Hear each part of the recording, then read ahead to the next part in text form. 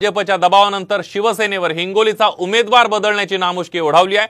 हेमंत पाटील यांचा हिंगोलीतून पत्ता कट करत शिवसेनेने बाबूराव कोहळीकर यांना उमेदवारी जाहीर केली आहे। दरम्यान यवतमाळ वाशिममधून भावना गवळी यांनाही शिवसेनेने उमेदवारी नाकारली आहे। त्यांच्या जागी राजश्री पाटील यांना उमेदवारी जाहीर करण्यात आली आहे। राजश्री पाटील या हेमंत पाटील यांच्या पत्नी आहेत। भाजपच्या दबावामुळे शिंदेंच्या शिवसेनेला उमेदवार बदलावे लागले असल्याची चर्चा आहे।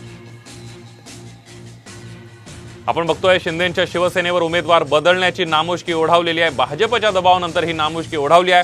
हेमंत पाटील यांचा हिंगोलीतून पत्ता कट करत शिवसेनेने बाबूराव कोहळीकर यांना उमेदवारी जाहीर केली आहे। दरम्यान यवतमाळ वाशिममधून भावना गवळी यांनाही शिवसेनेने उमेदवारी नाकारली आहे। त्यांच्या जागी राजश्री पाटील यांना उमेदवारी जाहीर करण्यात आली आहे।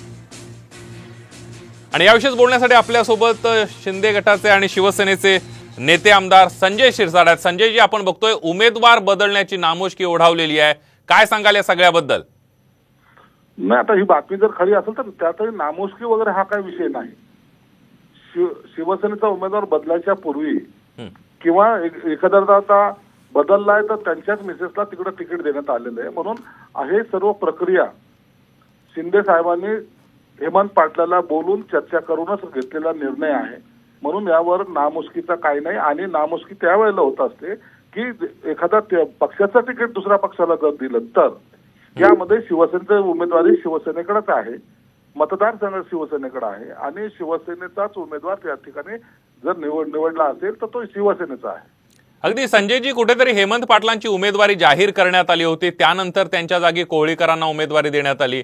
याबद्दल कुठेतरी भाजपचा दबाव आहे। सिटिंग खासदार होत्या भावना गवळी, त्यांची उमेदवारी कट करण्यात आलेली आहे, त्यामुळे कुठेतरी भाजपचा दबाव आहे शिवसेनेवर अशी चर्चा सुरू आहे।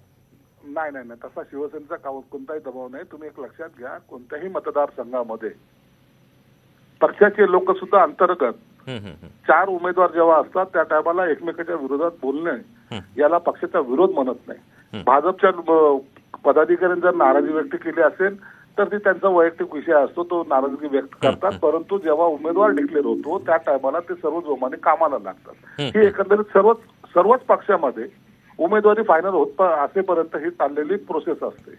म्हणून याला अदरवाईज घेऊन किंवा दबावामध्ये काही निर्णय घेतला असं होत नसतं। आपल्याला एक एक सीट महत्वाची आहे, ती निवडून आणायची।